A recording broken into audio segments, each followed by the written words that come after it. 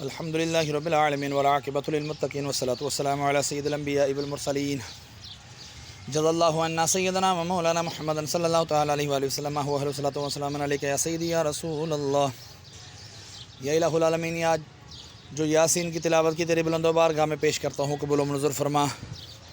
اس کا اجر و ثواب تو میرے عمل کے مطابق نہیں، اپنے شایان شان عطا فرما۔ مولا جو تو نے ثواب عطا فرمایا، تیرے محبوب صلی اللہ علیہ وآلہ وسلم کی بارگاہ بے کس نام ہدیتاً تحفۃ نذرانہ عقیدۃ ندباً پیش کرتا ہوں، قبول و منظور فرما۔ آپ کے وسیلے سے آپ کے والدین کریمین طیبین طاہرین، آپ کے ازواج مطہرات، آپ کے صحابہ کرام، صحابیات، تابعین، تبع تابعین، اولیا ازواج، تمام سلاسل کے بزرگان دین، حضرت آدم علیہ السلام سے لے کر آج تک اور آج سے لے کے قیامت تک کے مسلمین، مسلمات، مومنین، مومنات کی ارواحوں کو درجہ بدرجہ اس کا ثواب پیش کرتا ہوں، قبول و منظور فرما۔ پورے میان صاحب میں جتنے تیرے بندے بندیاں اہل ایمان کی حالت میں رخصت ہوئے، تمام کی ارواحوں کو درجہ بدرجہ اس کا ثواب پیش کرتا ہوں، قبول و منظور فرما۔ خصوصاً بالخصوص ہمارے محسن بھائی کے والد حاجی امجد مرحوم کی ارواح کو اس کا ثواب پیش کرتے ہیں، قبول و منظور فرما۔